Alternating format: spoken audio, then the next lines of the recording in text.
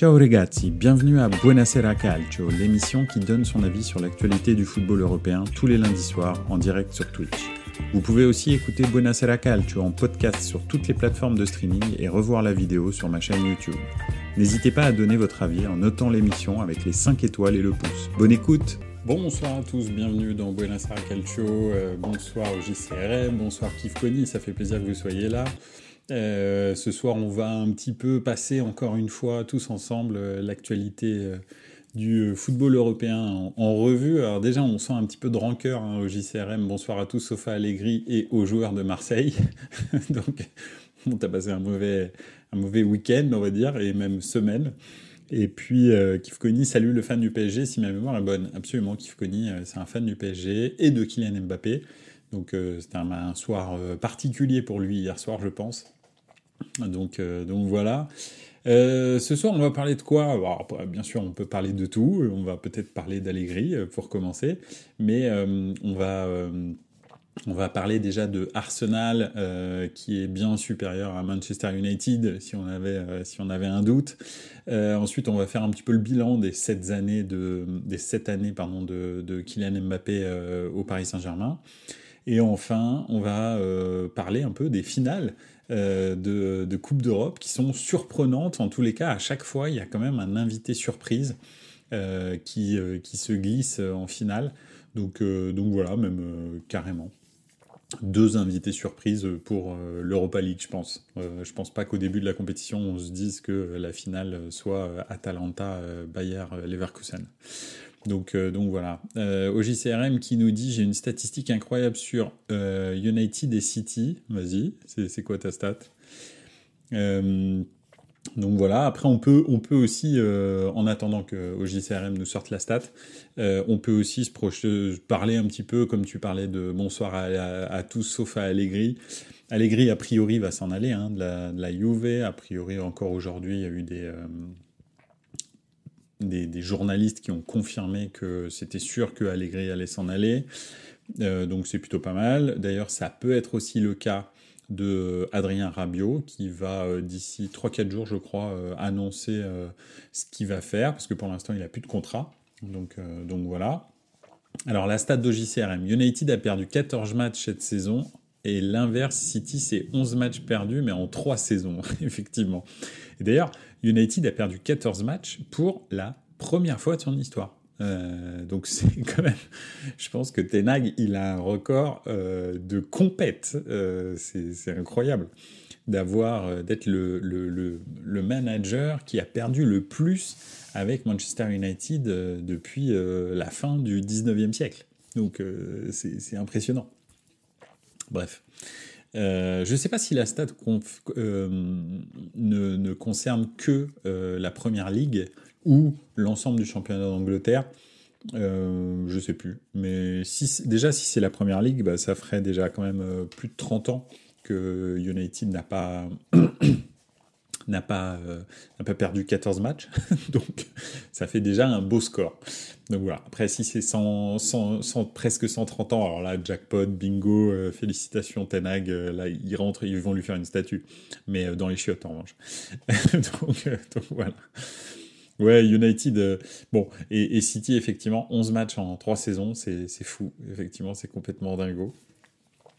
Pour revenir à Allegri et à Rabiot, donc oui, effectivement, ça se précise. Et puis un autre grand départ de la Serie A, je ne sais pas si vous l'avez vu aujourd'hui, mais Olivier Giroud a annoncé officiellement, alors on le savait, c'était un petit peu un espèce de secret de polichinelle qu'il allait partir en MLS au Los Angeles FC avec son pote Hugo Lloris. Mais il l'a annoncé officiellement, 3 saisons vraiment pleines d'Olivier Giroud. Voilà, une saison avec un titre absolument stratosphérique. Et c'est vrai que moi, en tant que supporter du Milan, je peux que remercier Olivier Giroud de ce qu'il a fait au Milan. Il a brisé déjà la malédiction du 9, qui a frappé tous les joueurs qui ont porté le numéro 9 au Milan depuis Filippo Inzaghi. Donc voilà, c'était une sacrée traversée du désert. Tous les 9 qu'on recrutait qui étaient bons, ça devenait des pompes à vélo intersidérales. Donc voilà, plutôt pas mal. Et puis aussi, moi je le remercierai pour une chose, si je dois garder une image d'Olivier Giroud, c'est le doublé contre l'Inter, dans le derby, Inter-Milan, lors de la saison du titre, on est mené 1-0, et là, lui, il te sort un doublé qui fait en sorte qu'on gagne le match 2-1, et finalement, le titre, on le gagne pour 1 point, donc ce match-là, dans le derby, a été ultra important, et il a montré encore une fois que dans les grands matchs, il était là. D'ailleurs, bizarrement, on va dire ces 2 premières saisons, il a moins marqué, mais il a beaucoup marqué de buts dans les gros matchs, dans les matchs qui comptent, mais il marquait pas beaucoup, c'est vrai. Et là, dans sa 3e saison, il marque et il fait beaucoup plus de passes décisives. Après, le jeu du Milan avec les Reinders, les Pulisic, etc., est beaucoup plus offensif, a beaucoup moins de maîtrise défensive aussi d'ailleurs, mais est beaucoup plus offensif. C'est vrai qu'il a marqué beaucoup plus et il a fait beaucoup plus de passes décisives, mais en revanche, pas dans les matchs qui comptent. Donc c'est dommage qu'il n'ait pas fait les deux. Après, voilà, Giroud n'est pas une légende du Milan, mais ce qu'il a fait, il a fait renaître le club, il a concouru à la renaissance du club. Donc franchement, chapeau, merci. Un titre après 10 ans, voilà, enfin sans titre, c'était fantastique. Merci pour tout, Olivier, et goodbye, et chapeau encore pour le professionnalisme du mec. D'ailleurs, JCRM qui dit tellement hâte de voir son docu sur Canal le 26 sur Giroud. Ouais, ça va être cool. Kif Kony qui dit oui, ambassadeur officieux du PSG à Zagreb. Ouais, non mais un jour t'auras une ambassade officielle, c'est sûr, Kif Kony. Ambassade du Paris Saint-Germain au milieu de Zagreb. C'est clair. Pour Giroud, c'est 121 matchs, 46 buts avec le Milan, pas mal, presque un but tous les 3 matchs. Ouais, effectivement, non, c'est plus d'un but tous les 3 matchs, plus toutes les passes décisives, plus tout le jeu invisible. On connaît Giroud, hein, ce qu'il fait aussi en dehors, c'est-à-dire tous ces gestes défensifs dans la surface de réparation, et puis tout le pressing qu'il fait, et l'exemplarité qu'il donne aussi à toute la petite bande de jeunes qu'il y a au Milan. Donc non, franchement, chapeau, c'est incroyable ce qu'a fait Giroud. Donc voilà, bravo Giroud. 38 ans hein, quand même, hein. Donc c'est ça aussi qu'il faut se remettre en tête, hein. C'est 35, 36, 37, 38, enfin il est arrivé, il avait 36 ans, il repart, il a 38, et il a été champion d'Italie, il a fait une demi-finale de Coupe de Champions League, et cette année encore, il est meilleur buteur. Donc voilà, non, franchement, chapeau, quoi. C'est pas une légende, mais ce sera quelqu'un qui aura marqué l'histoire du Milan, parce qu'il a toujours tout donné, il a jamais triché, donc comme d'habitude d'ailleurs. Donc voilà. Bref, après ce petit interlude italien sur qui reste, qui s'en va, etc., j'aurais adoré le voir en Allemagne, Giroud, il se serait régalé là-bas. Oui, c'est vrai, c'est pas faux. Après, en Allemagne, là, ces derniers temps, en tous les cas, il faut une certaine vitesse quand même. Il faut savoir se projeter. Giroud, très clairement, hein, dès qu'il doit accélérer, c'est pas du tout son jeu. En revanche, s'il y a du jeu dans la surface, des centres, etc., de l'appui remise, tout ça, en revanche, c'est plus que son jeu. Donc voilà. On y va, on va commencer avec la Première Ligue. Arsenal supérieur à Manchester United. Pourquoi je dis ça ? Parce que, effectivement, comment dire, bien sûr, sur l'ensemble de la saison, on ne se pose pas la question de est-ce que Arsenal est supérieur à Manchester United, mais c'est vrai que finalement, si on se projette un petit peu 10 ans en arrière, on a l'impression qu'on assistait à quasi l'enterrement d'Arsenal, et Manchester United était encore dans sa période de domination.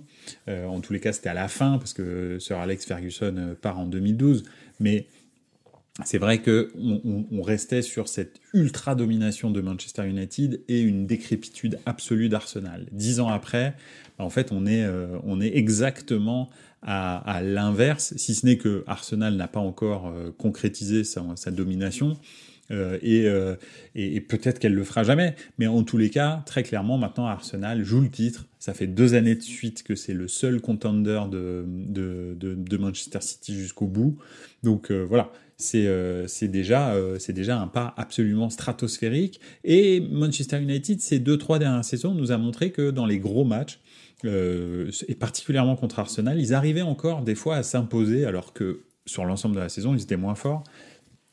Et là, c'est terminé, en fait. C'est-à-dire que hier, euh, Arsenal a dominé le match, en fait, en se faisant dominer, en laissant la balle à Manchester. Mais c'est ça, c'est-à-dire qu'en fait, ils ont une maîtrise de l'événement, ils ont une maîtrise de ce qui se passe dans le match. Et contre Manchester United, en fait, ils se font absolument pas inquiéter. Ils peuvent leur laisser la balle sans aucun problème, parce qu'en fait, ils savent que de toute façon, ils ont des flèches qui vont très vite devant. Ils ont une défense qui est très solide, et les individualités de Manchester United en face sont absolument pas au niveau de leur faire mal, en fait. Donc c'est pour ça qu'en fait ils se laissent gentiment dominer, et puis voilà, et puis ils agissent en contre, et ça marche. Ça a marché très rapidement avec Trossard, et puis après, bah, en fait, ils ont fait que gérer, quoi. Donc voilà. 8-2, les bébés Dixit Arsenal. Oui, c'est les hommes contre les enfants. Effectivement, quand United a écrasé Arsenal, ouais, c'est clair. Cette équipe-là, elle était déjà terrifiante. C'est-à-dire que c'était une des équipes les plus fortes d'Europe. Hein. Ils étaient très fréquemment en finale de Ligue des Champions. Bon, malheureusement, ils rencontraient très fréquemment aussi le Barça de Pep Guardiola. Donc, ils ont pris des sacrés roustes à cette époque-là. Mais ils étaient en finale, donc c'était clairement la deuxième ou troisième meilleure équipe d'Europe. Et en première ligue, ils dominaient de la tête et des épaules. Arsenal, c'était des roustes sur roustes, quoi. Arsenal avait fait un choix financier de construire l'Emirates. Et pendant 10 ans, ils ont payé ce choix financier, le temps d'absorber l'achat du club, du stade. Donc c'est vrai que voilà. D'ailleurs, ça fait un peu flipper hein, pour les clubs comme Milan, par exemple, qui veulent construire leur stade tout seul. C'est pour ça aussi qu'ils voulaient le faire avec l'Inter, hein, parce que t'amortis 2 fois plus vite. Mais c'est clair que ça fait un peu flipper, parce que tu te dis, si c'est pour terminer comme Arsenal a plus rien joué pendant près de 10 ans, même plus, un peu plus, c'est inquiétant. Donc voilà, mais bon. En tous les cas, voilà, Arsenal est très clairement un vrai contender du championnat d'Angleterre maintenant, et j'avoue que je doutais au début de saison, je crois que je vous l'avais dit, après comment dirais-je, la déception qu'ils avaient vécue la saison dernière en s'effondrant à 7-8 journées de la fin, je m'étais dit que ils allaient mal repartir et que ça allait être difficile pour eux d'être encore vraiment au niveau. Et finalement, en fait, pas du tout. Ils ont eu un départ, effectivement, qui n'était pas tonitruant. Mais après, très rapidement, on a compris que Arsenal était encore sérieux et prenait les points quand il fallait les prendre. Savait aussi se faire dominer. Hein. Le match qu'ils ont fait contre City était un match ultra mature. On en avait parlé ici. Donc, non, franchement, très très bien. En coach, on parle beaucoup de Mota, Xabi Alonso et De Zerbi. Je trouve pas assez d'Arteta qui fait un boulot de dingue à Arsenal. Ouais, c'est vrai. C'est vrai, effectivement. On va dire que le truc, en fait, c'est que, tu vois, Mota, De Zerbi et Xabi Alonso, ce sont des coachs qui ont eu un impact instantané sur leur équipe et sur les résultats de leur équipe. De Zerbi, je veux dire, il prend une équipe de Brighton et il la met en Coupe d'Europe. Ce qui est stratosphérique, hein, parce qu'on s'en rend pas compte. On a l'impression, ah ouais, ils sont 8e. Oui, d'accord, mais c'est Brighton. On n'est pas en train de parler d'un gros club. Donc c'est spectaculaire ce qu'il a fait l'année dernière avec Brighton. Cette année, un petit peu moins, mais en même temps, il s'est fait piller à l'intersaison, donc faut pas non plus rêver. Hein. Les Caicedo, même si finalement ça marche pas extraordinairement là où ils vont, mais il avait des très bons joueurs qu'ils ont revendus très très très cher, Brighton, et derrière qu'ils n'ont pas forcément remplacé en termes qualitatifs. Donc il a eu des résultats instantanés. Xabi Alonso, j'en parle même pas parce qu'il prend l'équipe. D'ailleurs, c'était au JCRM hein, qui nous en a parlé ici dans Buenos Aires Calcio. Le premier en nous disant Xabi Alonso, c'est super ce qu'il fait. Il a repris une équipe relégable et à la fin des matchs retour, c'était la meilleure équipe. En fait, son travail, il a été instantané aussi. C'est la même chose. Sur la première demi-saison qu'il fait avant cette saison-là. Et puis, effectivement, Mota, c'est la même chose. Mota, voilà, il prend Bologne, qui est dans un projet vraiment très très bon, hein, grâce à Sartori, d'ailleurs, on va en parler, mais et il les emmène en Ligue des Champions, chose qui n'est pas arrivée depuis 34 ans, je crois. Donc voilà, donc c'est quand même spectaculaire. Alors qu'Arteta, et j'en viens à mon développement, Arteta en fait a eu 2 saisons qui étaient pas très bonnes, les 2 premières, et ensuite effectivement 2 bonnes saisons. Et il a dépensé énormément d'argent, il a construit son groupe petit à petit. En gros, Arsenal s'est dit, on lui donne du temps. Et on verra ce que ça donne. En gros, alors ils lui ont pas donné un chèque en blanc, mais c'est clair que les 2 premières saisons, dans un club on va dire, normal, qui est habitué à avoir des résultats, il aurait sauté, je pense. Ce serait pas, il aurait pas fait la troisième, en fait. La troisième qui a été la bonne, en fait, où il a joué le titre jusqu'au bout. Donc voilà. Mais Arsenal n'est pas un club qui va bien. Arsenal est un club qui, de toute façon, n'avait plus rien à perdre parce que ça faisait 15 ans que ça tournait pas. Donc tu te dis, bah lui au moins il a un projet. Petit à petit, on voit des progrès.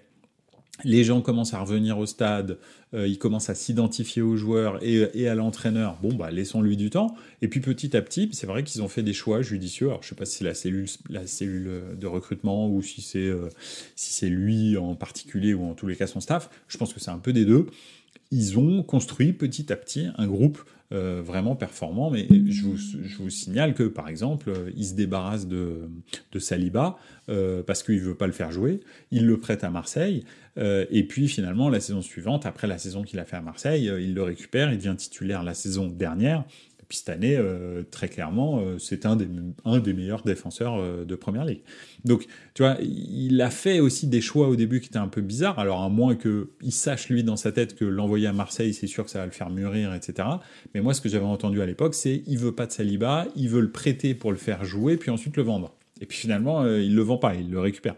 Donc, en fait, il prend son temps, il fait pas forcément que des bons choix au début, mais finalement, bah, ça s'avère payant. De toute façon, ça s'avère quasi toujours payant quand tu donnes du temps à un coach. Le seul problème, c'est qu'il faut que le public soit désespéré pour tolérer que tu donnes du temps à un coach quand ça marche pas. En fait, c'est ça. Quand il est habitué à gagner, il te laisse pas, le public, il te laisse pas faire, en fait. Et tu es obligé de réagir et tu es obligé de le virer. Donc c'est ça un petit peu le problème. Il performe avec peu de grandes stars. Il n'y a plus de stars à City et Liverpool, par exemple. Même à United, il n'y en a plus. Et pourtant, il se bat chaque saison pour le titre depuis 2 saisons. Il prête Guendouzi aussi. Et la saison, il laisse partir Saka. Et Tavares. Ouais, alors Tavares, franchement, c'est bien. Hein. Il faut qu'il s'en aille. Mais voilà. Xhaka, oui, c'était surprenant. Mais ça a été très bien digéré par l'équipe. Donc voilà, parce que c'était quand même le métronome. Et puis on voit la saison qu'il fait au Bayern. Xhaka a été comment dire, sa carrière, elle est vraiment... En fait, il avait un vrai problème de maturité. Et maintenant qu'il arrive à la fin de sa carrière, il a cette maturité. Et il arrive à exploiter vraiment son talent. Parce que le fait qu'il ait du talent, Xhaka, ça n'a jamais été un problème. On ne s'est jamais demandé, je pense, est-ce qu'il a du talent ou pas. En revanche, c'est vrai que comment est-ce qu'il l'exploitait, comment il arrivait à se canaliser, comment est-ce qu'il arrivait à dominer les événements pour continuer à être performant, quel que soit le moment de la saison, la provocation qu'il avait, etc. Ça, c'était un vrai problème de Xhaka. Et là, bah, c'est quelque chose qu'il a réglé avec le temps, donc chapeau. Odegaard, il vient sous l'ère Arteta aussi, et où je dis une bêtise. Non, oui, je crois. C'est la première saison d'ailleurs. Il le transfère D'abord, c'est un prêt. Je crois, du Real, et à la fin de la saison, il le transfère, définitivement. Donc, ou alors, oui, c'est ça, hein. Oui, c'est ça, absolument. C'était son deuxième prêt après, je crois qu'il était allé à la Real Sociedad ou au Celta Vigo, je me souviens plus. Il avait fait Real Sociedad, Celta Vigo, un truc dans le genre. Ensuite, Arsenal en prêt encore, et finalement, ils avaient une option d'achat et ils l'ont levé. Donc voilà, Odegaard, très bon joueur. Après, c'est pas la superstar qui avait été annoncée lorsqu'il a été transféré à prix d'or à 16 ans par le Real. Mais c'est plutôt un bon joueur. C'est même un très bon joueur. C'est un très bon milieu de terrain dynamique, qui a une bonne passe, une bonne vision du jeu, qui est bon des 2 pieds, qui sait marquer des buts, mais c'est pas la superstar attendue. C'est pas... voilà. C'est un peu comme Frenkie de Jong. C'est des bons joueurs, mais quand on les a vus au début, enfin... Alors, Odegaard, c'est plus quand on l'a annoncé qu'on pensait que ça allait être une superstar. En revanche, c'est vrai que Frenkie de Jong, c'est quand on l'a vu jouer avec l'Ajax, où tout le monde s'est dit, voilà, ça y est, c'est la superstar de demain. Bon, finalement, voilà, c'est des bons milieux de terrain, mais c'est pas non plus, voilà, pas le top mondial non plus, faut pas déconner. Donc voilà, un Kroos, il en a encore 4 dans les jambes, des Odegaard et des Frankie de Jong, par exemple. Donc voilà. Ouais, donc voilà, en tous les cas, Arsenal a scié sa domination sur la première ligue, excepté sur Manchester City, quoique dans les confrontations directes cette saison, ils ont été plutôt bons. Donc voilà, mais pas encore dans les résultats. Est-ce que Arsenal va réussir cette année? C'est possible, hein, allez savoir. 2 matchs, il leur reste 2 matchs, il en reste 3 à Manchester City. On va voir.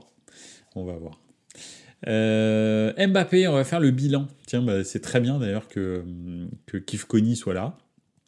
Mais c'est vrai que, je sais pas s'il est là encore d'ailleurs, mais c'est vrai que j'avais envie de revenir un peu sur son bilan. Alors pas seulement chiffré, oui, ok, on va regarder. Ok, il a marqué un but par match, plus il a fait énormément de passes décisives. Donc tu peux pas dire c'est un joueur qui est ultra décisif. C'est clair. Donc voilà, et il l'a fait dans toutes les compétitions. Donc que ce soit en championnat, en Coupe de France, mais aussi en Ligue des Champions. Il a un bilan stratosphérique en Ligue des Champions, en termes de ratio but par match. Donc, oui, ok, il n'a pas été très bon sur cette dernière campagne, et encore sur la deuxième partie de saison, parce que sur la première, il était plutôt bon. Mais on ne peut pas dire Mbappé a marqué l'histoire du Paris Saint-Germain. Ce qui lui manque, c'est cette Ligue des Champions, malheureusement. Et puis la fois où ils vont en Ligue des Champions, en finale de Ligue des Champions, c'est une finale un peu tronquée parce que Covid, parce que Final 8 et parce que le meilleur joueur, c'est Neymar. Très clairement, c'est Neymar qui les emmène là-bas. Donc, c'est un peu mitigé sur cette partie-là. Maintenant, voilà, il a fait 7 saisons avec le Paris Saint-Germain. Il n'y a rien à dire. Il aura amené 6 titres, 3 Coupes de France. Enfin bref. Puis après les petits titres mineurs. Donc voilà, non, c'est très très bien. C'est même le meilleur joueur, je pense, du Paris Saint-Germain qui ait jamais eu au niveau individuel. Très clairement, je pense. Donc en tous les cas, j'ai pas vu le Paris Saint-Germain depuis 1970 ou 75, ça dépend de quelle date on se donne, mais allez, 70. J'ai pas vu tout le Paris Saint-Germain, j'ai dû en manquer 15 ans à peu près, mais à partir de 86, 87 jusqu'à maintenant, j'ai pas vu de joueur individuellement plus fort que Mbappé, même des Daleb ou des trucs comme ça. C'était des joueurs, ou Suzic, ça fait de Suzic, c'était des joueurs stratosphériques, Valdo, Weah, Ginola, Rai, etc.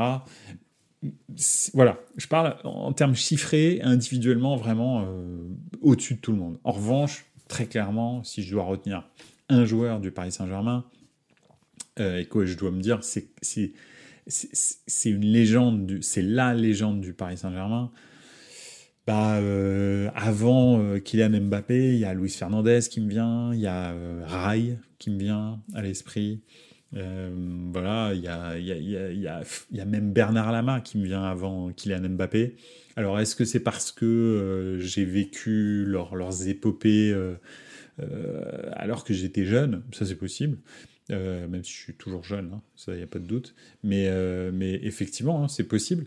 Mais ça change pas que pour moi, les légendes, celles qui représentent le club, je pense qu'elles ont donné plus que Kylian Mbappé en termes émotionnels, quoi. Donc voilà, c'est ça aussi le truc.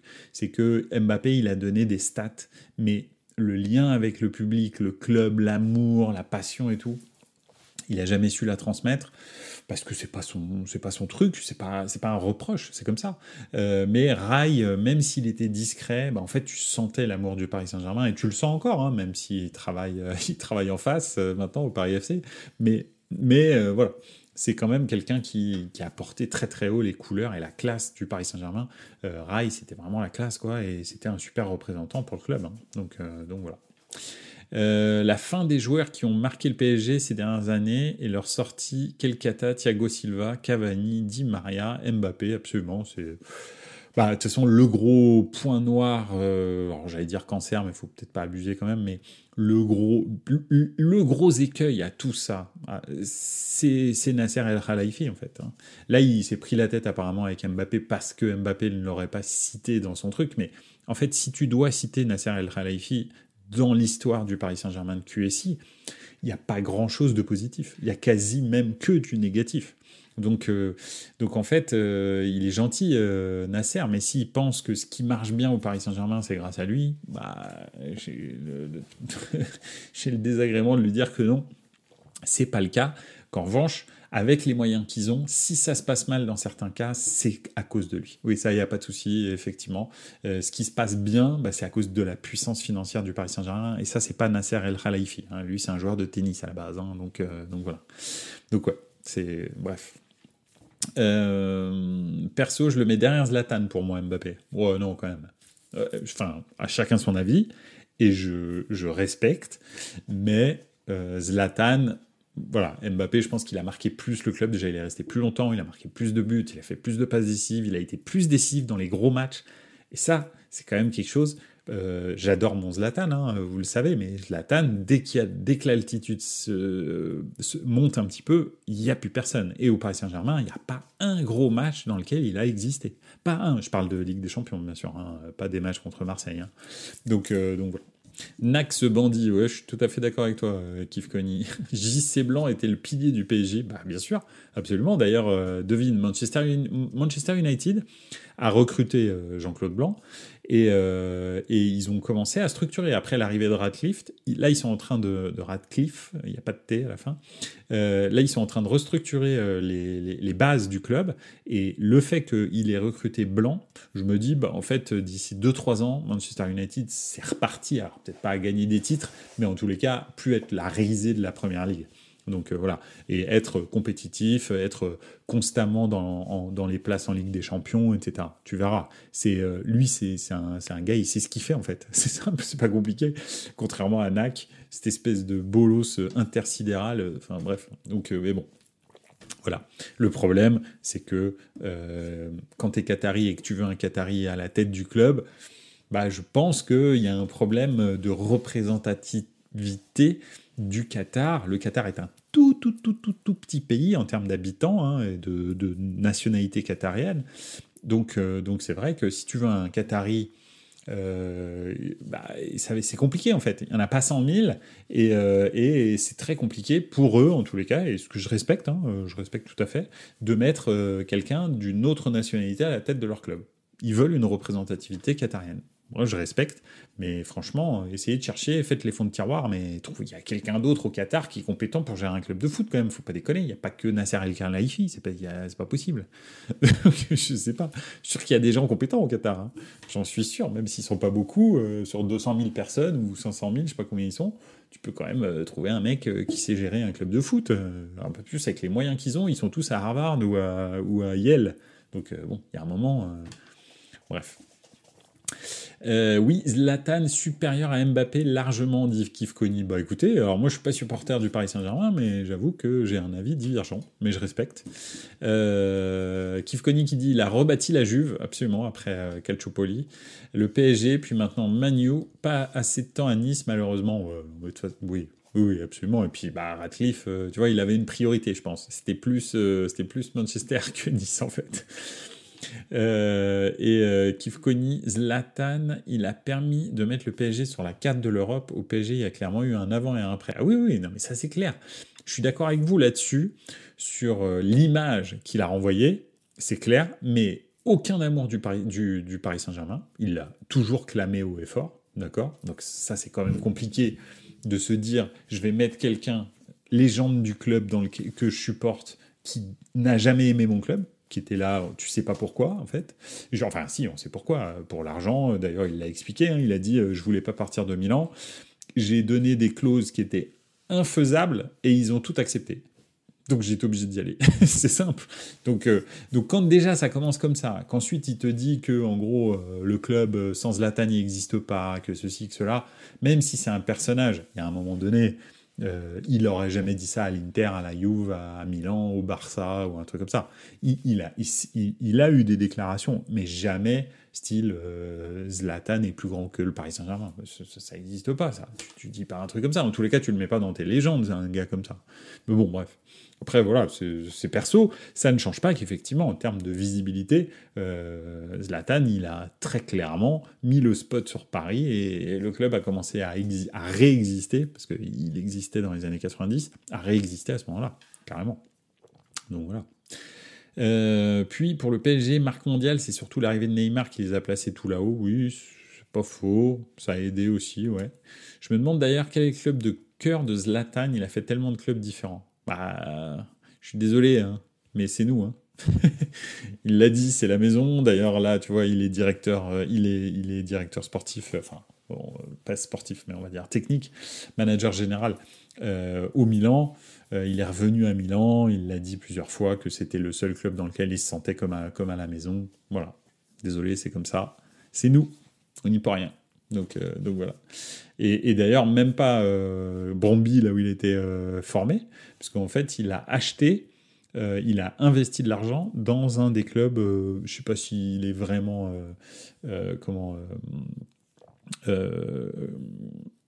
un club rival, je crois que c'est un club rival en plus, où il a investi de l'argent. Donc même son club formateur, il en a rien à foutre. Je veux dire, t'imagines, je sais pas... je dis n'importe quoi, mais Mbappé, par exemple, il est formé au Paris Saint-Germain. Enfin, non, d'ailleurs, Mbappé n'est pas formé au Paris Saint-Germain. Mais prenons un joueur formé au Paris Saint-Germain, Zaïre Emery, par exemple, ça devient une superstar. À la fin de sa carrière, il investit à Marseille ou à Lyon. Il y a un problème, non? Il y a quelque chose qui ne va pas ou qu'est-ce qui se passe? Donc, Zlatan, c'est exactement ce qu'il a fait. Et d'ailleurs, la statue qu'il y avait devant le club a été saccagée, tout simplement. Parce que, en fait, ils ont très très mal pris ça. Donc, ouais, non, c'est pas... Enfin, je pense sincèrement que Milan, c'est le seul club vraiment qui porte dans son cœur. Après, il a respecté les autres clubs, hein, les grands clubs dans lesquels il est allé, comme la Juve ou l'Inter. Le Barça, c'était plus houleux, mais en tous les cas, la Juve, l'Inter et le Milan, c'est les trois clubs qu'il a vraiment respecté. Et l'Ajax aussi, parce que l'Ajax, c'est ultra strict comme club. Donc voilà. Zlatan, c'est un sacré personnage, tu m'étonnes. Kifkoni pour l'Europe, Zlatan pour tout le monde, Neymar, c'est sûr. Oui, alors tu veux dire Zlatan pour l'Europe et Neymar pour le monde. Ouais. Oui, c'est clair. Mais le PSG est des plus forts après Zlatan. Niveau foot, sans les blessures, Neymar a été une légende du PSG. Mbappé, c'est le foot de stats, la NBA, Netflixisation du football. Oui, c'est vrai. Je suis d'accord avec toi. Et en fait, c'est un produit dérivé, Mbappé. Hein. Faut pas rêver, c'est clairement un produit dérivé de Messi et Ronaldo. C'est-à-dire que ces deux joueurs ont changé le football, pour ma part, pour le pire, mais bon, après c'est personnel, mais dans un espèce de sport individuel, dans un sport collectif, de stats, voilà, ils se sont livrés une lutte de statistiques absolument dantesque pendant 15 ans, je pense qu'il n'arrivera plus jamais dans le football. Des statistiques comme ils ont eu tous les deux là, pendant 15 ans, je pense que c'est jamais arrivé, par le passé même, c'est sûr, et je pense que ça n'arrivera plus jamais. Donc voilà. Maintenant d'ailleurs, on trouve qu'un attaquant, c'est une pompe à vélo quand il marque moins de 20 buts par match, ou 20 buts, on se dit ouais, c'est un attaquant normal. Non, mais en fait, quand tu marques 20 buts dans un championnat chaque année, par exemple, t'es un super attaquant, en fait. Mais vraiment, t'es un super attaquant. Après, il y a les autres jobards qui marquent 50 buts par saison. Et encore, 50 buts par saison, il y a quand même une saison où Messi il marque 92 buts, je crois. Toute compétition confondue. C'est n'importe quoi, en fait. Parce qu'il doit jouer peut-être 70 matchs cette saison-là, peut-être 74, 72, mais pas plus, en tout. Et il marque 92 buts. Ça veut dire qu'il est à plus d'un but par match. Presque 2. C'est n'importe quoi, en fait. C'est un truc qui n'existe pas. Ça n'existe pas dans le foot. Ça n'existera jamais après. Ça n'a jamais existé avant. Et le problème, c'est qu'Mbappé, c'est un produit dérivé de ça, en fait. C'est un gars qui sait ou pense savoir que tu ne gagnes un ballon d'or qu'avec des stats. Alors, tu as des exceptions, tu as style Modric, par exemple, ou des trucs comme ça, mais en gros, vraiment, ouais, comme dit Kifkoni, le dernier footballeur à l'ancienne, c'est ça, en fait. Avant, les ballons d'or, c'était Kaka avant. Tu vois, c'était Kaka, Ronaldinho, des gars comme ça. On parlait pas de stats, on parlait de talent. C'est ça dont on parlait. Ronaldo, etc. Alors, même si Ronaldo, en plus, il avait des stats. Mais c'était de talent, surtout, qu'on parlait.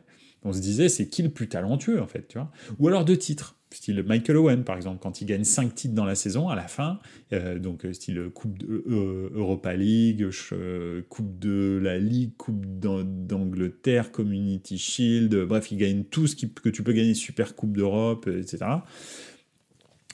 Tout ce que tu peux gagner, sauf la Ligue des Champions et les championnats, parce que bon, à l'époque, Liverpool gagnait pas de championnat, bah, c'est celui qui a le plus de titres, c'est celui qui gagne. Mais là, maintenant, on est sur quel est celui qui a le plus de stats. Enfin, je veux dire, Messi, il a volé un ballon d'or à Iniesta, ou à Xavi, comme tu veux, mais je pense plus à Iniesta. Il a volé un ballon d'or à Ribéry, juste à cause des stats. Juste à cause des stats, parce que ces titres, ils étaient en bois, ces saisons-là. Il gagne pas les titres, il gagne pas les titres qu'il doit gagner, mais pourtant, voilà, hein. Il les gagne parce que il dit bah ouais mais moi j'ai marqué 80 buts cette saison donc je suis le meilleur. Ok, bah, Mbappé c'est comme ça qu'il a grandi. Il faut bien savoir que lui il avait 10 ans, entre 10 ans et 20 ans pendant que ces jobards là ils se tiraient la bourre, et donc pour lui le foot c'est ça en fait, hein, tout simplement. Donc il y a aussi ça, hein, qu'il faut prendre en compte. Nous on a eu un recul sur le football que lui n'a pas, hein. Pas forcément. Pour lui, c'est pas ça. Le foot, c'est Messi, Ronaldo, et c'est comme ça que tu gagnes des ballons d'or, hein. Donc lui, il s'est mis en mode ballon d'or. Voilà. Déjà, quand ton objectif limite numéro 1, c'est le ballon d'or, c'est qu'en fait, on n'est plus dans le même foot. Parce que moi, le ballon d'or, j'en ai rien à foutre. Mais alors, rien à foutre. Je m'en fous complètement. Là, moi, ce qui m'importe, c'est quelle est l'équipe qui me procure le plus de plaisir. Je m'en fous du ballon d'or. Mais bon, ça me regarde pas. Enfin, je veux dire, c'est vraiment une élection bidon qui sert à rien, quoi. Mais bon, voilà. Alors, qu'est-ce qu'il nous dit au JCRM? D'ailleurs, j'anticipe le prochain sujet, mais quand je vois les courses de Vini lors de la demi-retour, je vois pas où Mbappé va jouer. Effectivement, bah, peut-être à la place de... J'étais en train de me dire ça aujourd'hui. Peut-être à la place de Rodrigo. Tout simplement, s'il fait son attaque à deux comme il le fait à l'heure actuelle avec Vinicius Mbappé, bah ça peut être pas mal. Avec Bellingham derrière, qui est un peu en espèce de 9,5 bizarre. Et je pense qu'ils vont se libérer, ils vont libérer Rodrigo cet été. À mon avis, c'est ça qui va se passer. Et d'ailleurs, après, bah voilà, tu vois, ils veulent l'étape suivante, là ils en parlent déjà, c'est Florian Wirtz en 2025. Avec comme numéro 10, quoi, on va dire. Numéro 10 derrière Vinicius Mbappé, et au milieu de terrain, à côté de lui, effectivement, Tchouaméni, Kamavinga, Bellingham, qui tournerait, tu vois. Et Bellingham redeviendrait ce milieu relayeur qu'il est, parce que c'est pas un numéro 10. Donc voilà. Donc ça peut être dans le futur une équipe de jobards, hein. Donc voilà. Et Rodrigo, c'est un super joueur, mais c'est vrai que le Real, on les connaît, hein. Le Real, ils sont là pour vendre des maillots, ils sont là pour faire rêver les gens, ils sont là pour être le plus grand club du monde. Rodrigo, malheureusement, il fait pas plus grand club du monde. Mbappé, il fait plus grand club du monde. Je sais pas si t'imagines l'attaque avec une attaque à 2 ou 2,5 parce qu'en fait, en gros, hein, Carlo, maintenant, il joue en 4-2-3-1, un truc dans le genre. Enfin, ou 4-3-3, mais inversé. Le plus exactement, c'est plutôt un 4-3-3 avec la pointe, le numéro 9 inversé, avec les deux ailiers qui repiquent un peu dans l'axe, et le numéro 9 qui, lui, au contraire, vient chercher au milieu du terrain. Donc voilà, donc ça peut être une super équipe, hein. Franchement, je te dis, hein, ça peut être une équipe extraordinaire, hein. Toni Kroos, Tchouaméni, Camavinga, ou Valverde, plutôt Camavinga, Valverde et Toni Kroos, et Bellingham, Vinicius, Mbappé, ça peut être top. Donc voilà. Et ce qu'il va y faire, va falloir qu'il se bouge sérieusement pour être au niveau du Real, surtout défensivement. Vini, il était au four et au moulin mercredi, ouais, c'est clair. Ah bah oui, ça c'est sûr. Et mais je sais pas. Je sais pas du tout ce que ça va donner Mbappé au Real. Il y a toutes les chances que ça cartonne, honnêtement. Là, je voyais encore un match de championnat d'Espagne, là. où tu te dis, mais les gars sont à 2 à l'heure, c'est incroyable, quoi. C'est fou. Je regardais, alors, ok, c'est Grenade qui est relégable, etc., mais le niveau de Grenade, maman, c'est horrible. Mais vraiment, vraiment horrible. Donc, je te dis, mais comment, dès qu'il y a une accélération, tout le monde est scotché au sol. Il n'y a personne qui bouge. Ils prennent un but, là. Qui c'est qui leur marque ce but? Ah ben non, mais c'était Real Madrid Grenade. À un moment, il y a Brahim Diaz qui fait une accélération. T'as l'impression que les autres, ils sont dans un autre temps. Et ils sont à une autre vitesse. C'est pas... Imagine si c'est Mbappé qui fait cette accélération. Qu'est-ce qui se passe, en fait? Il remonte le temps, je pense. Il remonte le temps du match. Il repart à la 15e minute alors qu'ils étaient à la 63e. Je pense c'est ça qui se passe. Donc, non, c'est fou. Je pense que ça va cartonner. Mais en championnat. Après, en Coupe d'Europe, le gros problème, c'est qu'il va arriver dans une équipe qui va être championne d'Europe ou, en tous les cas, finaliste. Voilà. Il y a quand même 80% de chances qu'il soit champion d'Europe. Mais avec le Borussia Dortmund cette année, franchement, faut jamais vendre la peau de l'ours avant de l'avoir tué. Je vais te dire, je le sais en tant que Milanais, ils le savent en tant que Parisiens. Tout le monde l'a su. Hein. Alors, tout le monde pensait, dès que tu arrivais face à Dortmund, t'étais favori. Puis résultat, à la fin, c'est eux qui sont là.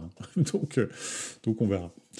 Quel dernier ballon d'or de l'Ancien Testament, absolument. Et si CR7 ne va pas à la Juve en 2018, il récupère le ballon d'or. Probable, ouais. Il va planter 40 buts par saison minimum, Kix. Ouais, je pense aussi. Non, je pense que ça va être un carnage. Donc voilà. Mais après, c'est vrai qu'il va falloir que Vinicius ait envie de jouer pour lui. Bref. Il va falloir que la mayonnaise prenne entre les trois. Parce que c'est quand même 3 gros égos. Ils aiment bien marquer des buts. Ils aiment la lumière, les 3. On va voir. Ça peut exploser en revanche. Mais c'est le Real et il y a Carlo Ancelotti. Donc voilà.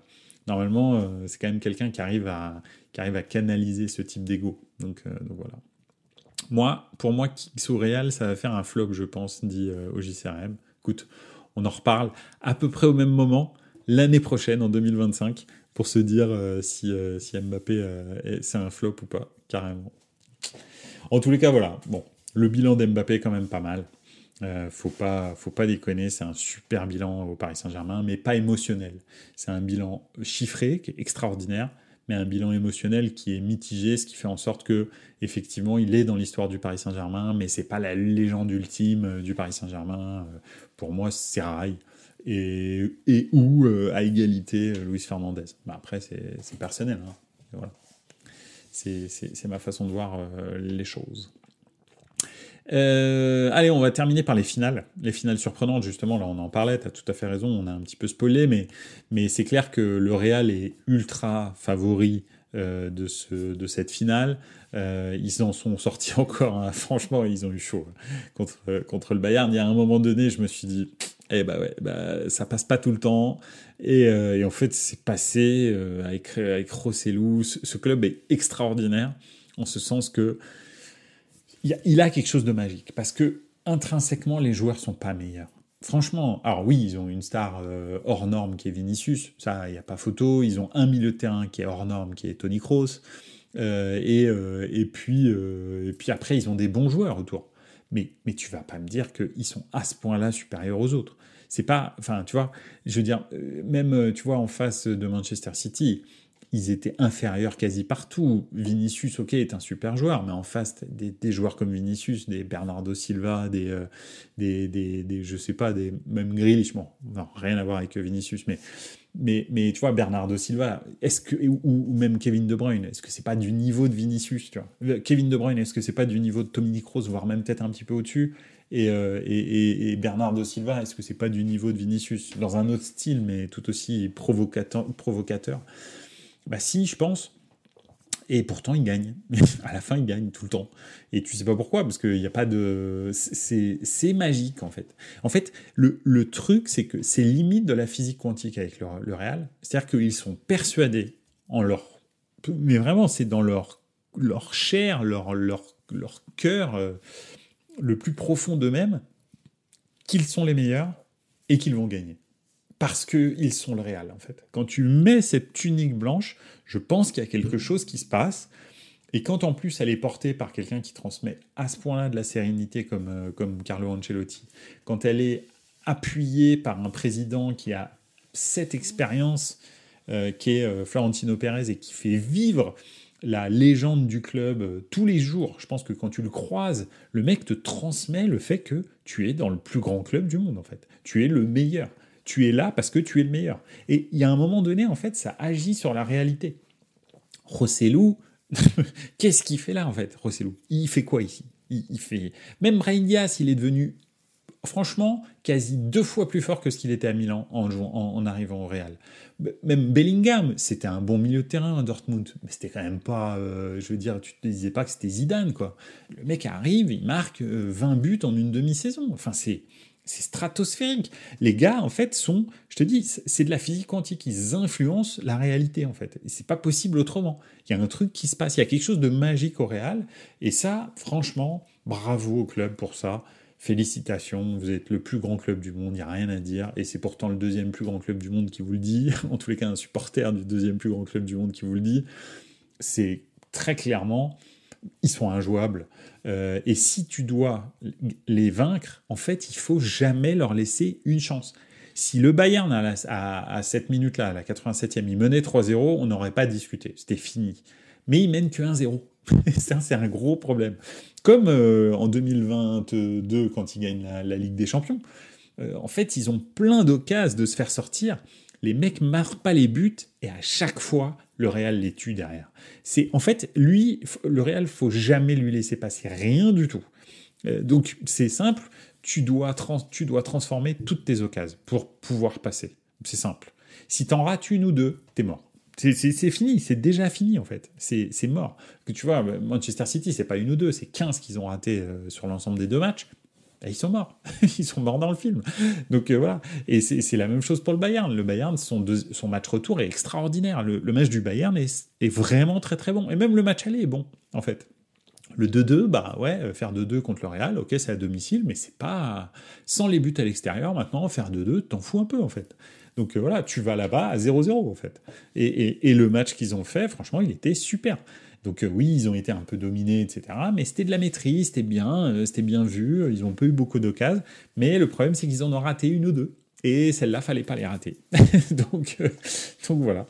Donc ouais, le Real est stratosphérique. Est-ce que, justement, vis-à-vis d'un Dortmund qui ne les impressionne pas, où il n'y a pas d'exploit à les battre, est-ce que leur vigilance va se diminuer, ou alors est-ce qu'ils vont tout simplement être injouables en se disant non seulement on est les plus forts, mais en plus en face de nous on est une équipe qui est pas au niveau, donc on va les déglinguer. C'est très possible aussi. Donc voilà, en tous les cas, Ancelotti, il sait te prémunir contre ça. Donc je pense que le Real arrivera prévenu, mais c'est quand même fou. Cette équipe, c'est quand même fou. Et en influençant la réalité, bah, elle crée aussi des erreurs comme ce coup de sifflet pourri que aucun arbitre en 2024 ne fait. C'est-à-dire que tout le monde laisse jouer jusqu'au bout. L'arbitre de hors-jeu, jamais il lève le drapeau, surtout sur un hors-jeu qui est à ce point-là pas évident. Donc voilà. Et bah, là, tu sais pas pourquoi. C'est le Real, c'est la 89e ou la je sais pas combien. Et bah, il siffle. Il lève le drapeau, l'autre il siffle, et c'est trop tard en fait. Et il laisse pas l'action aller jusqu'au bout. Très honnêtement, au fond de moi, je pense qu'il y a 5% de chances que De Ligt marque s'il n'y a pas de coup de sifflet et que tout le monde est motivé par l'action. Parce que là, les joueurs du Real, vraiment, ils s'arrêtent, en fait. Donc, enfin, ils s'arrêtent, quasi. Ils bougent encore un peu, mais il n'y a pas d'impact, il n'y a pas d'investissement physique. Donc, j'ai pas l'impression qu'ils puissent marquer si vraiment tout le monde joue jusqu'au bout l'action. Mais il y a toujours ce doute, et c'est emmerdant. Et le problème, c'est que bah, ça fait partie, effectivement, de cette espèce de physique quantique du Real qui à force d'être convaincus d'être les meilleurs, qui vont gagner, qui sont invincibles, que ceci, que cela, bah en fait, influence tout ce qu'il y a autour, en fait. Et toutes les erreurs d'arbitrage, je dis pas que c'est ça, mais il y en a eu beaucoup avec le Real, surtout contre le Bayern d'ailleurs, mais il y en a eu énormément des erreurs d'arbitrage en faveur du Real. Et c'était alors je sais pas si vous l'aimez pas, mais peu importe, mais c'est vrai, moi j'ai remarqué ça aussi, il avait raison de le dire. C'est Daniel Riolo qui disait je ne me souviens pas d'une erreur d'arbitrage qui soit allée contre le Real Madrid.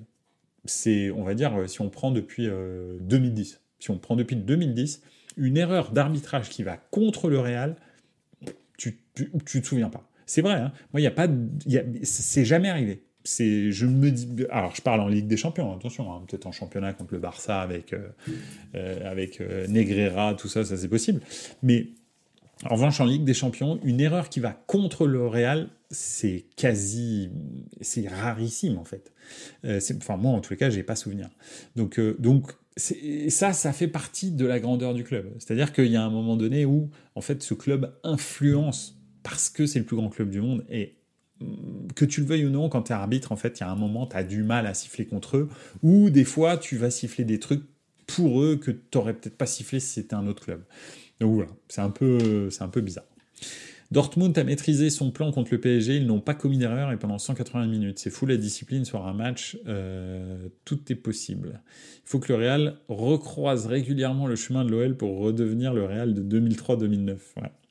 Effectivement. Et d'ailleurs, hein, faut pas oublier que, justement, tu as tout à fait raison de parler de ça, Kif Kony, de ce Real 2003-2009, hein, pendant 6, 7, 8 ans, je crois, ils ne passent pas les huitièmes de finale, jusqu'à ce que José Mourinho arrive, et c'est lui qui les ramène pour la première fois en demi-finale de Ligue des Champions, et d'ailleurs en demi-finale de Ligue des Champions, je crois qu'ils sortent au pénalty, hein.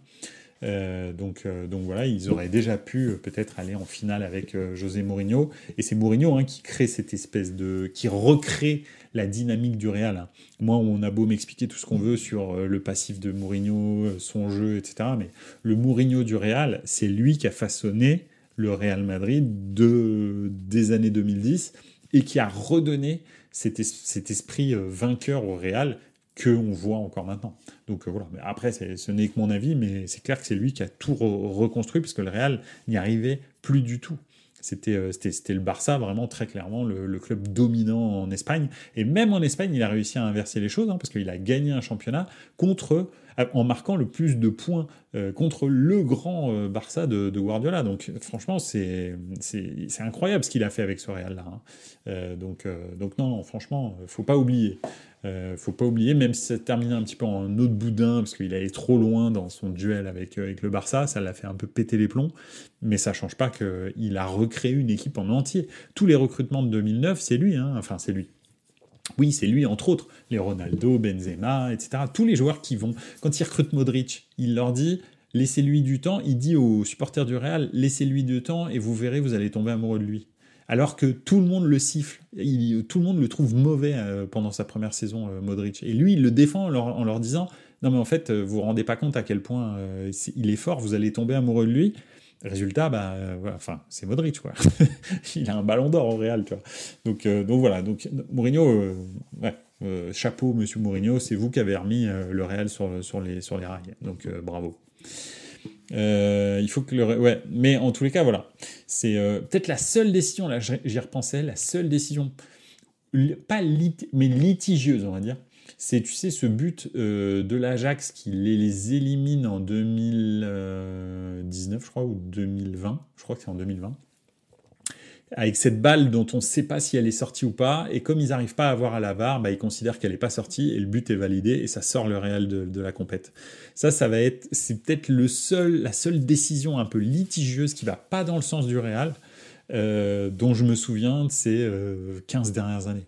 Donc voilà, et encore, c'est pas une décision scandaleuse, tu peux pas savoir si la balle elle est rentrée ou pas, elle est sortie ou pas.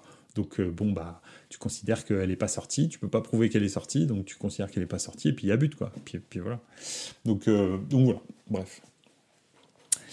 Et puis l'autre finale de Ligue Europa, oui, alors le Borussia Dortmund, énigmatique Borussia Dortmund, mais ils sont capables de le faire. Je suis tout à fait d'accord avec toi quand tu dis sur un match tout est possible. Kif Kony, je suis d'accord avec toi, vraiment. Je suis vraiment d'accord.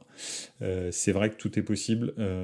Moi, j'avoue que je suis méfiant du Borussia Dortmund. Intrinsèquement, si tu me dis qui gagne cette finale, c'est sûr que c'est le Real. Mais Dortmund, depuis le début de la compétition, déjà dans le groupe de la mort, tout le monde dit, nous inclus, ils vont terminer dernier, c'est sûr. Et la deuxième place va se jouer entre Newcastle et Milan, en se disant Paris sera loin devant, Newcastle, Milan, et Dortmund ils seront derniers. Résultat, ils terminent premier du groupe, Milan est sorti, Newcastle est dernier, et Paris est deuxième. Ok, tu les recroises en demi-finale, ils te remettent une rouste. Alors que Milan les a dominés aller-retour. Hein. 0-0, il y a 18 tirs, hein, dont 16 cadrés, je crois. Et on termine à 0-0 le match aller. Normalement, on les sort à ce moment-là du truc. Donc voilà, bref. C'est hallucinant comment le Borussia Dortmund est inoxydable et tu ne sais jamais quel Borussia Dortmund tu vas avoir. Là, tu vois, par exemple, ils ont pris une rouste en championnat ce week-end. Tu sais pas pourquoi. Bon, alors c'était la même équipe Z qu'il avait mis la semaine d'avant, et pourtant la semaine d'avant, ils avaient mis un 5-1 dramatique à Bochum, je crois. Là, ils se prennent une rouste. Je sais pas pourquoi, en fait. Il n'y a pas de raison. Et ce Borussia Dortmund, très souvent, est passé à ça. Hein. On se souvient, le but, je sais pas, ne serait-ce que le but de Mbappé, la frappe que Zule va chercher, tu sais pas comment, en poule. Ce but-là, il fait la différence entre je suis premier de groupe et je suis pas tu vois, et je suis deuxième de groupe et j'ai pas du tout la même histoire en fait de Ligue des Champions. C'est vraiment c'est hallucinant. Ce club est hallucinant cette année, donc je sais absolument pas ce qui va se passer en finale. Ça, ils me surprennent tout le temps. Et puis ce serait beau quand même que Marco Reus gagne quelque chose. Ouais, ça fait 2 fois que je le dis, mais franchement ça me ferait plaisir. J'aime bien ce joueur. Et moi je le trouve cool. Donc voilà. 2019, oui. 2020, c'est City en 8e également, effectivement. Un 4-1, il n'y avait pas photo de toute façon contre l'Ajax, c'est vrai. Ce Dortmund, ce qui est fou, c'est qu'ils ont choc comme jamais la Bundesliga l'an dernier, avec la claire. Bah là, c'est la plus grande failure de toute l'histoire du championnat d'Allemagne. Bon, quoique non. Il y a le Bayer Leverkusen à la dernière journée aussi, en 2013, on en parlait. En 2002, pardon, on en parlait, justement, pour Leverkusen, on en a parlé cette année. Mais voilà, donc, ouais, non. Et puis, alors, de l'autre côté, effectivement, en Europa League, on va un petit peu s'attarder sur l'Europa League, mais c'est clair que Atalanta, Bayer Leverkusen, début de saison, personne ne le dit. C'est clair. Surtout que tu te dis, en plus, même après les reversés en Ligue des Champions, je me suis dit, bon, franchement, Milan, ils peuvent aller en finale. En fait, il y avait trop de gros clubs qui revenaient de la Ligue des Champions. Il y avait Liverpool qui était là. Il y avait du très très lourd en Ligue Europa. Finalement, tout le monde est passé à travers. Et ces deux équipes sont là. Et franchement, alors oui, bien sûr, sur la dynamique, le Bayer Leverkusen, tu te dis, ils sont invincibles. Donc voilà. Mais j'ai bien l'impression que l'Atalanta est une des rares équipes à pouvoir vraiment faire déjouer le Bayern par sa dimension physique. Donc je pense qu'ils vont les faire exploser physiquement. En tous les cas, c'est leur seule chance parce que techniquement, très clairement, ils peuvent pas rivaliser. Donc c'est clair. Donc ouais, ça va être. Ils sont pas mauvais, hein, l'Atalanta techniquement. Ils ont beaucoup upgradé par rapport à l'année précédente, par exemple. Mais quand même, c'est pas au niveau de Florian Wirtz, de Xhaka, de joueurs comme ça, ou de Grimaldo, par exemple. C'est des joueurs qui ont une qualité technique de très haut niveau. Donc c'est pas du tout les bons joueurs que t'as, les Pasalic, De Ketteler, qui sont pas mauvais, Lookman, Koop Miners, oui, c'est pas trop mauvais, mais tous les autres, c'est des peintres. Et en revanche, ils ont un physique de jobard, tous. C'est simple, c'est des Golgoth, et ça va être très compliqué. Alors, c'est vrai qu'au Bayern, ils ont quand même 2 grosses tours hein, derrière, dont Tah, qui est vraiment, lui, quand je le vois marcher à côté d'un autre être humain, je me dis, mais ils sont pas à la même échelle, il y a un problème. Mais sinon, à part ça, voilà, l'Atalanta, c'est 11 Golgoth, donc quasi, hein, excepté Lookman. Donc c'est vrai que c'est compliqué hein, quand tu dois défendre sur un corner ou même juste subir les assauts en fait de ces Golgoth. Donc voilà un petit peu cette finale va être un petit peu spéciale. Tu dois y aller, Kif Kony. Bonne soirée, merci beaucoup, merci d'avoir été là. Bonne semaine, à bientôt. Et puis on se revoit probablement la semaine prochaine et sinon bonne fin de saison hein. Et puis après il y a l'Euro en plus donc on en a encore des discussions dans Buonasera Calcio. Voilà, écoutez, on en a terminé pour ce soir. Moi aussi, il va falloir que j'y aille. Non, c'est pas ça, mais on en a terminé. Donc effectivement, on se revoit la semaine prochaine pour peut-être, on sait jamais, le grand final de la Première Ligue, hein, ça peut arriver, ou bien, enfin, peut-être pas mathématiquement, mais en tous les cas, quasi de façon certaine, s'il y en a un, en tous les cas, si Arsenal se rate, c'est compliqué. Ou même si Manchester City se rate, c'est possible que ce soit complexe d'aller les chercher, les autres. Donc voilà, on verra pour aussi la fin des autres championnats. Et puis on s'approchera gentiment des finales de Coupe d'Europe. Donc on aura des nouvelles à commenter. Voilà, en tous les cas, merci beaucoup d'avoir été là. Ça a été un plaisir encore de passer cette heure avec vous, à débriefer l'actualité du football européen. Je vous souhaite une excellente soirée. Et puis n'oubliez pas, ciao les gars, ciao ciao.